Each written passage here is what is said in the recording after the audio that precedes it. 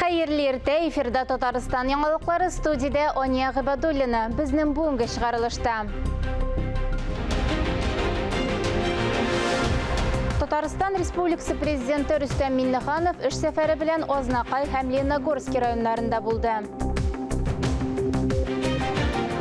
Соңғы вакытта югалган авыллар аларның тарихы белән кызыксыну кичәя бара. Буа районының Күрени һәм Шабры авыллары урынына истәлек стеллалары куелды. Үлемсез полк сафлары быел ил күләмендә миллионлаган кешене берләштерде. Тукай районының Новотроицкий авылында да тантаналы бәйрәм чаралары узды.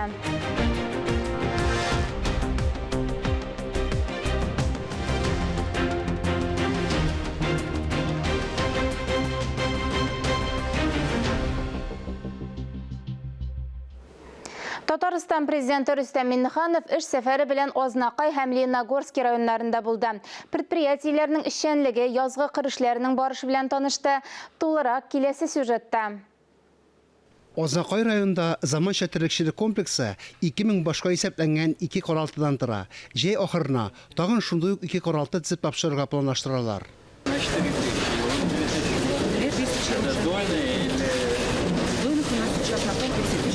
Районда 22 меңнән артык мөгәззе эретерлек исәпләнә. Район сөт продуктлары җитештерү буенча алдыңгылар рәтендә. Дәүләт программаларында булыша. Грантлардан фермерлар актив файдалана. Продукцияны сату өчен агропарк кирәк. Президент тиешле күрсәтмә бирде. Леногорский районда да теләчеләрне үстерү турында сөйләштеләр. Огромное количество программ, которые по министерству наш также проходят, по кооперативам, по КФХ, по всем. Но надо максимальное участие принимать. Быел республикада 4 миллиард ярым сумлык грант бирелгән. Авыллар территорияләрен төзекләндерәләр. Быел да авыл халкының торак шартларын яхшыртуга игътибар бирелә. Рөстем Минниханов барлык программаларда катлаулы икътисади шартларда да саклана дип белдерде. Республика программалары эшләячәк. Заманалар җигез заманатуы. Аңа карамастан бөтен планлаштырган эшләр эшләйбез. Республикада язгы кыр эшләре график буенча бара. Хуҗалыклар барлык кирәкле әйберләр белән тәэмин ителгән. Леногорскийдагы күп юллык үлән ырыкларын чистарту заводы илнең башка төбәкләрендә дә утырту материалы җибәргән. Яшелчә, яшел тәмләткечләр, чәчәкләр үсентеләрен базарга һәм теплица комбинатына да китерәләр. Предприятиенең юл әйләнәсенә эшләү турында да уйлаганнар. Электр тапшыруның һава линиясын сәргә кирәк. Фарис Мөхәммәтов, Валентина Васильева, Татарстан яңалыклары. Республика президенті Рүстем Минниханов указы негізінде Казандагы дары заводы хезмәт фидакарлыгы исеменә лайык булды. Әлеге предприятие Бөек Ватан сугышында җиңүгә зур өлеш кертте. Предприятиенең абруен күтәрүдә гаилә династияләренең тынгысыз хезмәтен аерым билгеләп үтәргә кирәк. Ветераннар дары заводыннан инде күптән эштән китсәләр дә, биредәге хезмәт юлларын горурланып искә алалар. Идиатуллиннар гаиләсенең гомуми эш стажы 5 гасырдан артык. Монда әби-бабалары, әти-әниләре эшләгән. Династияне балалары, оныклары дәвам итә. Рифкат белән Флора сугыш елларында әтиләренең хәрби заводны саклауда эшләвен искә төшерде. Әти-әни, сеңнемләр, кемнәр дә инде. Менә сеңнемләр эшли, бөтенесе семья белән. Анда ире үзе. Бөек Ватан сугышы елларында хәрби серләр күп була. Ул чакта Казанда махсус техник бюроның иң яхшы инженерлары эшләгән. Алар җиңү хакына эшчеләр белән бергә заводта төн куңганнар. Шартлаткыч матдәләр үрнәкләрен уйлап тапканнар, дары әзерләгәннәр. Легендар катюшаларга зарядлар җитештергәннәр. Шулай итеп башкалабыз Кызыл армия сугышчыларына хәлиткеч һөҗүмнәргә барырга булышкан. Заводта эш тукталып тормасын өчен янәшәдә яшәргә бараклар төзегәннәр. Балалар да өлкәннәр белән янәшәдә эшләгән. Хәтта төннәрендә шунда кунып, әрҗәләр өстендә буш урыннарда йоклаганнар.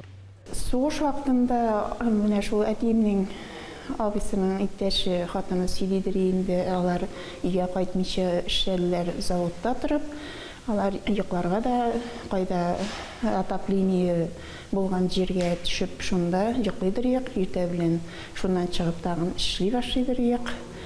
Бик авыр булды, шулай булса да түздек, эшләдек дип, шундый вакытларны сөйләп искә аладыр. Дары заводы әле дә дары исен хәтерләтә. Бөек җиңүгә юл шуннан башлана. Хезмәт фидакарлыгы дигән олы исем коллективны яңа уңышларга рухландыра, көч-куәт исти. Фарис Мөхәммәтов, Алмаз Хакимов, Илдар Галәүддинов, Татарстан яңалыклары. Татарстан Республикасы Милли музейында Жиңу байрағы алдында баш иебез дип исемләгән тантаналы чара узды. Жиңу байрағы Совет халкының һәм аның кораллы кешеләренең Бөек Ватан сугышында җиңүенең рәсми символы. Беренче тапкыр ул 1965 елның 9 майында җиңүнең 20 еллыгы уңаеннан Кызыл майданда узган хәрби парадта чыгарылган. Байракның күчермәсе Россия Федерациясе оборона министры, Россия герое, армия генералы Сергей Шойгу буйрыгы буенча махсус Татарстан Республикасына тапшыру өчен эшләтелгән. Милли музей өчен җиңү көненә багышланган тантана герой шагыйрь Муса Җәлилнең туган көнендә мобиль дәфтәрләренең төп нөсхәсен күрсәтү кебек үк символик мәгънәгә ия. Бүгінгі шараның мақсаты ол біздің өсіп келеші буынға патриотик тәрбие беру. Біздің традицион рәвіште өткәреле тұрған шара біздің милли музей фондларынан җиңү байрақтарын шығарабыз. Һәм бұл тантаналы шарада біздің Казан Суворов училищесі һәм артиллерия училищесі студентлары катнаша. Бүгінгі шарада біздің зур қонақтардан ол министрның бірінші орынбасары Адгамова Юлия Илдар қызы болды. Аннары Яшлар министрлыгыннан Мустафина София Альфред қызы болды. Фронтта авыр шартларда кешеләрнең гомерләрендә коткарып калганнар. Бөек Ватан сугышы елларында табиблар миллионланган яралы солдатларны сафка бастырган. Шушы табибларның берсе Казанның мактаулы кешесе Әсхат ага Гыниятуллин күптән түгел генә 100 яшен тудырды. Март ахырында Әсхат Гыниятулла улы 100 яшьлек юбилейын билгеләп үтте. Үзен котларга килгән кунакларны дулкынланып каршылаган. Себя чувствую напряженно довольно, такой не ожидал даже такого внимания. Ул башкаларга игътибар бирергә күнеккән. Әсхат Гыниятуллин гомерен медицинага багышлаган. Ветеранны котлап, кулларын кысканда республика сәламәтлек саклау министрының да дулкынлануы сизелде. Спасибо, народ. Әңгәмә шомлы сугыш еллары вакыйгаларына бәйле хатирәләргә барып тоташты. Ул вакыйгалар гел күз алдына килә ди ветеран. Ул 20 яшендә үз теләге белән фронтка китә. Фронтта беренче көнне үк дошманнар безне бомбага татты. Урманда агачлар артында тордык. Яраланучыларга пуля астында беренче ярдәмне күрсәттек. Мин сугышта зур чыныгу алдым. Студент вакытта да, сыграк та бу тәҗрибәнең табиб буларак зур ярдәме тиде. Соңрак студент табибның яңа сәләте ачыла. Яралыларга операциялар ясый башлый. Аннары булачак хирург медицина санитар взводы командиры итеп билгеләнә. Сугышчан хезмәтләре орден һәм медальләр белән бүләкләнә. Сугыштан соң Әсхат Гыниятуллин Казан шәһәре Баулы районында хирургия өлкәсен күтәрә. Хәзер ул ялгыз яши, социаль хезмәткәрләр булыша. Кайчагында ул үзе дә табиб киңәшләрен бирә. В первую очередь читает инструкцию таблетки обязательно. У него очки, лупа, он все сам читает. Очень умный. Таких, наверное, нет людей. Все инструкции лекарств мы распечатываем ему в увеличенном виде. 100 яшьлек юбилейын билгеләп үткән табиб һәркемне сәламәт яшәү рәвешен алып барырга өндәй. Үз үрнәгендә начар гадәтләрне өнәмәвен, кешеләргә карата яхшы мөгамәләдә булырга кирәклеген, озак яшәүнең сире шунда булуын әйтә. Ләлә Зайнуллина, Эльвира Файзуллина, Ирек Хамидуллин, Татарстан яңалыклары. Сугыш чираттыларының сугыш афәтен үз җилкәләрендә тотаган ветераннарның теләкләре бер. Киләчәк буыннар тынычлыкта яшәсеннәр иде. Һәр намаз артыннан шулай дип дуга кылучылар арасында Таисия Павловна да бар. Бөек Ватан сугышы ветеранының тормыш юлы турында хәбәрчебез Искәндәр Гымалдинов язмасында. 1943 елда Германия сугышта реванш алырга әзерләнә. Германия Совет гаскәрләрендәге Т-34 һәм КВ танкларынан калышмаган яңа Тигр һәм Пантера танкларының Орел һәм Курск тирәсендә Кызыл армия фронтын өзә алуга өметләнә. Аларның яңадан Мәскәү юнәлешендә һөҗүм ясауга булышлыгына исәп тота. Совет командованиесенә үзенә каршы әзерләнүче һөҗүм планнары билгеле була. Бу вакытта Таисия Павловнага 19 яшь тула. Biz nide armiyada şunda kaldık. Bizge kişi kirtmediler. Bizne kirtip jiverdiler de Biz şunda turduk. Үз теләге белән сугышка китеп, ирләр белән бер сафта торган, Смоленск, Варшава, Луков, Рембертов, Модлин, Ирак өчен барган көрәшләрдә катнашкан, батыр йөрәкле, ватанны, туган җирен чын күңелдән ярата белгән Таисия Павловна 9 май алдыннан сугышта булган вакыйгаларны искә ала. Тик хәзердә күзләре яшьләнә. Oyak kiyimleri bulmadı. Üzümüzün kiyimlerimiz var ya. Üzümüzün kiyimlerimiz bilen jürdük. Şundan sonra bizni Pulyamit'e koydular. Pulyamit'e koydular dağın. Men starşy bulup hizmet ettim. 1944 елның 17 июнендә Совет гаскәрләре Польша чигенә узалар. Таисия апа әнисеннән хат ала. 1926 елда туган энесен Вячеслав Дечковны да сугышка алганнар. Әнисе 2 кечкенә кызы белән калуын авылдагыларның бик авыр булуын әйтә. 1944 елның июль ахырына Варшавага килеп җитсәләр дә, Совет командованиесе һөҗүмгә күчми. 1 августта Варшавада оккупантларга каршы восстание күтәрелә. Ләкин ниндидер тышкы сәбәпләр аркасында баш күтәрүчеләргә Кызыл армия ярдәм итми. Ниһаять, 1945 елның 17 гыйнварында Варшаваны азат итәләр. Таисия Павловна Варшаваны азат итүдә катнашкан өчен за освобождение Варшавы медале белән бүләкләнә. Кызлар отделениесе бик күп хәрби объектларны дошман һөҗүменнән саклап кала. Луков, Рембертов, Модлин, Ирак шәһәрләрен фашистлардан азат итүдә катнаша. Оныкчыкларны үстерә, үзенең сугышта булган хатирәләрен сөйли. Без әнинең сугышта булып шушы яшькә җиткәне өчен бик горурланабыз. Бүгенге көндә ветеран туганнары белән яши, оныкларын караша, үз аякларында йөри алганга сөенә. Киләчәктә шундый куркыныч сугышлар булмас дип ышана. Искәндәр Гамалдинов, Алексей Куликов, Татарстан ялыклары. Май айында Татарстанда 8 яшьтән 17 яшькәчә 80 меңгә якын бала яңа айлык түләүләрен алачак. Ул җан башына уртача керем төбәк буенча яшәү минимумы күләменнән артмаган гаиләләргә бирелә. Татарстанда бу сумма 10,756 сум тәшкил итә. Түләүләрнең база күләме 5216 сум. Ул ихтыяҗны бәяләүгә бәйле рәвештә үзгәрергә мөмкин. Гаилә әгъзаларының гомуми еллык кереме, өстәмә торак мәйданы, дача йортлары, мотоцикллар, автомобильләр булу исәпкә алына. Түләүләр мир картасына күчерелә яки Россия почтасы аша таратыла. Барлык мәгълүматны Бердәм контакт үзәгенең номеры буенча яки Россия пенсия фонды сайтында белергә була. Бүйік җиңүгә 77 ел Теләче районында бәйрәмне зурлап каршы алдылар. Авылларда үлемсез полк йөреше, яңа һәйкәлләр ачылышы үтте. Тулырак мәгълүмат хәбәрчебез язмасында.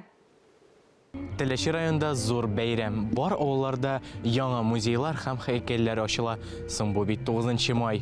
Беркемдә һәм бер нәрсәдә онытылмаган. Бөек ватан сугышы 1941-45 елларда Совет халкының фашистлар Германиясенә каршы азатлык сугышы. Бөек җиңүдән соң күп кенә балалар ятим, хатыннар тол калды.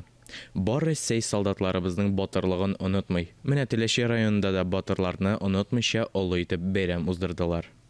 Шын мәгънәсендә ойлар буе ял итсәң дәген бу бәйрәм үзенең көчен югалтмаячак. Чөнки 9 май бәйрәме Советлар Союзы, Россия Федерациясы халык өчен, бөтен дөнья өчен иң изге, иң зур бәйрәм. Бу башкача була алмый. Шушы кысаларда без әзерләндек. Россия күләмендә, республика күләмендә, район күләмендә һәм инде авыл җирлекләре күләмендә.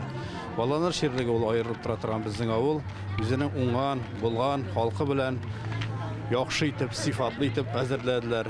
Федераль программаларга кирип, яңа һәйкәл ясадылар. Баланыш авылының үлемсез полк йөришендә хәтта танк та катнашты. Туганнарны, әби-бабаларны онытмас өчен музей да ачылды. Яңа ачылган авыл музейында да ниләр генә юк. Биредә безнең тарихыбыз ачык чагыла. Иске авыл җирлеге бинасын әрәм итмәс өчен аның эчендә тарихи центр ясарга булдылар. Баландыш авылында җиңү бәйрәме оешкан төстә узды. Бәйгедә мәктәп укучылары да катнашты. Класс сәгатьләре үткәрелә, очрашулар үткәрелә. Хәзер инде безнең кызганычка каршы ватан сугышында катнашкан ветераннарыбыз юк. Алайда тыл ветераннарыбыз бар. Алар янына барабыз, сугыш чоры балалары белән очрашабыз. Гомумән нәрсә булдыра алабыз, чтобы менә тупларга, әйберләр тупларга һәм мәктәптә күп эш башкарыла. Инде менә авылыбызда шушы яңа музей бүген сафка баса. Бу инде айрыша зур вакыйга, чөнки балалар тагын да тарихны яхшырак белерләр һәм патриотик тәрбия тагын да көчлерәк булыр дип уйлыйм. Шулай ук Афган сугышында катнашкан ветераннарга да дан кылдылар. 9 май инде ул иң көтелеп ала торган иң зур бәйрәм безгә. Бигрәк тә инде үземдә сугышта, Афганистан сугышында катнашкан кеше буларак, сугышның нинди күз алдына бик яхшы китерәм. Шуңар күрә инде безнең балаларга сугышлар күрергә насыйп булмасын иде. Күкләребез аяз булсын иде. Тормышлар мул имин булсын иде. Алан авылында авыл үзешчәннәре укучылар кеше белән концерт куелды. Батырларны хөрмәтләп һәйкәл янына чәчәкләр куелды. Техника парадында Алан авыл халкы кызыксынып күзәтте. Biz Теләче туган авыл комплексыннан безнең анда музей бар. Шунда инде менә ретро машиналар, мотоцикллар җыябыз, менә ел сайын шулай парадта катнашабыз. Безнең инде бу менә катнаштымында бер машина, ГАЗ 21 Волга, бу инде 58 елга. Аннары ГАЗ 53, Катюша килгән, 52 машинасы. Анда инде яшьләр, кызлар утырып киләләр инде. Нигә? И 5 мотоцикл, бер мотоцикл ГАЗ 69, 55 елга бөтен документлар белән Ахаду, Днепр, Восход, 5 мотоцикл. Бүгенге көндә бар ветераннар исән түгел. Тыл ветераннары бүгенге көндә сугыш чорын күз яше белән искә ала. Яшьләргә шундый ук куркыныч вакытны күрергә язмасын дип өметләнәләр. Фаҗигале сугышта, Бөек Ватан сугышында һәлак булып, яу кырында ятып калдылар. Күпләре туган якларыбызга кайтып, шушында үзебезнең туган җиребездә җир сөреп, иген игеп, өйләнеп, гаиләләр кырып, балаларын үстерделәр. Менә хәзер без аларның оныклары, балалары, оныкчыклары, алар калдырган шушы азат, матур тормышны тагын да матур итәр өчен, тагын да гүзәл итәр өчен, туган ягыбызны байытыр өчен, шушында үзебезнең туган төбәгебездә, туган җиребездә, туган Татарстаныбызда хезмәт итәбез. Бөек Ватан сугышында 8 май иң күренекле көн. Шуңа да Теләче районында бөек җиңүне шушы көндә бәйрәм итә башлыйлар. Беренчедән инде район күләмендә үтә 8 майда парад, халык шунда да бара. Чөнки зур бәйрәм иде без күләмендә, бөтен Россия күләмендә, Советлар Союзы күләмендә үткән зур бәйрәм. Шуңа күрә без инде 2 көн билгеләп үтәбез. 8 көнне. Безнең бит әле тагын берсе бар. 8 көнне булсын. Җиңү көне, 9 көнне инде без аны бәйрәм итеп билгеләп куелган даты. Шуңа күрә 8 үткәрүдә, 9 үткәрүдә дөрес дип саныйм инде бәйрәмне. Менә бүгенге парадта 100-дән артыклап кеше бар. Инде үзебезнең авыл кешесе дә тагын безнең кунактан килде, Теләче районыннан Шариков Рифкатави дигән кеше дә техника парады белән дә килде. Бу мондый форматта үткәрү әле безнең беренче елга бер тапкыр үткәрдек. Менә әле килгәнемә дә күптән түгел. 2нче елны эшләп киләм. Инде безнең бабайлар хәтеренә, истәлегенә дип минем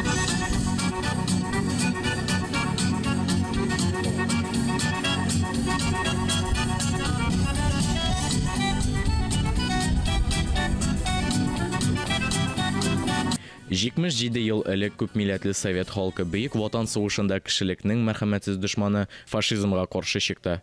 1945 елның 9 май кичендә тарихтагы иң кешелексез сугышның тәмамлануы килде. Бер кешене дә, бер батырлыкны да онытмаска тиешбез. Искәндәр Гыймалдинов, Алексей Куликов, Татарстан ялыклары. Шарылышыбызны дәвам итәбез.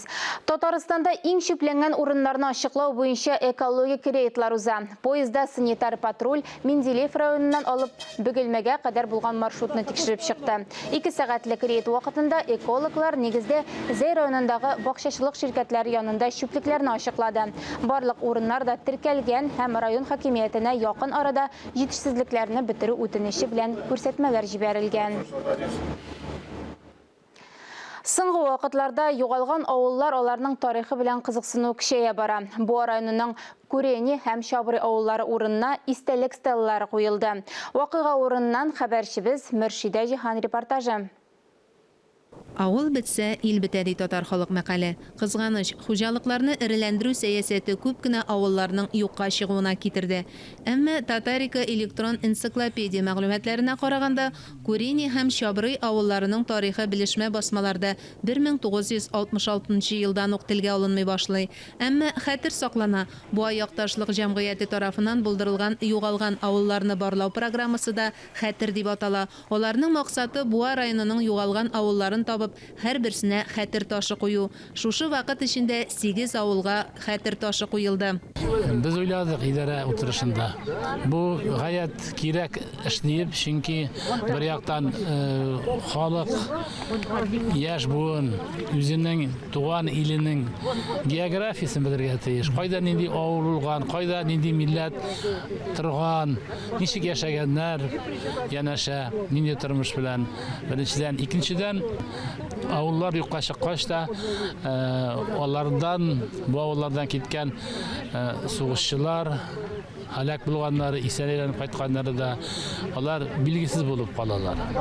Инде без бу шушы хәтер ташын куйганда, әлбәттә Бөек Ватан сугышында катнашкан кешеләрнең, һәлак булганнарның да, исән кайтканнарның да исем фамилияларын яздырып куябыз. Авыллар белән бергә Бөек Ватан сугышында катнашучыларның исемнәре дә барлана. Аларның исемнәрен онытырга хакыбыз юк дип белдерде тантаналы чарада катнашкан Буа районы башлыгы Ранис Камардинов. Ежегодно устанавливаем эти стеллы.